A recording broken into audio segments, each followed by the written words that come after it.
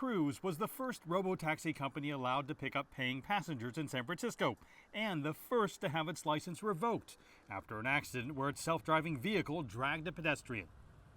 Waymo's robotaxis are expanding throughout the San Francisco Bay Area, but not without complaints of erratic driving, including crashing into gates and parked cars.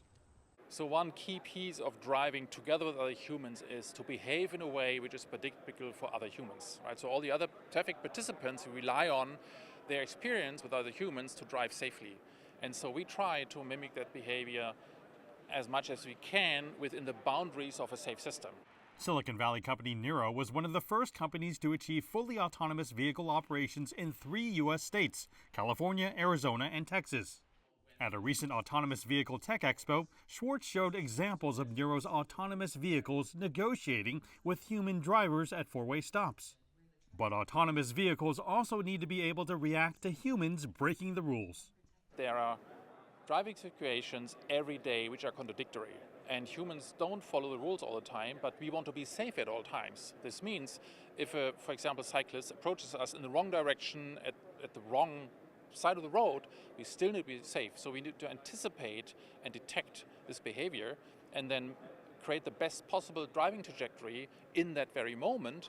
Before autonomous vehicles hit the road, there's an extensive process to make sure they're ready for prime time. And that includes numerous independent companies outside of those self-driving car companies that provide everything from testing chambers to testing scenarios. Humanetics provides a test track management system complete with simulated vehicles and pedestrians that can be struck over and over without fear of damage or injury. The company's head of sales, Brad Baker, says one of the hardest things for autonomous vehicles to do is make philosophical decisions. If you have an animal and a human and you have to choose, am I going right or left, which one are you going to hit? And so inside of the software needs to be smart enough to say, okay, what's going to do, the less overall damage? Some companies have developed technology that allows autonomous vehicles to test their system components, such as radar and cameras, in a virtual environment. M-Dynamics helps perfect steering. One of the biggest problems we're still facing is the switch of the environment. So either you have the impact from a child running on the street, having some dirt on the road, a broken headlight, whatever is affecting a system which is still learning.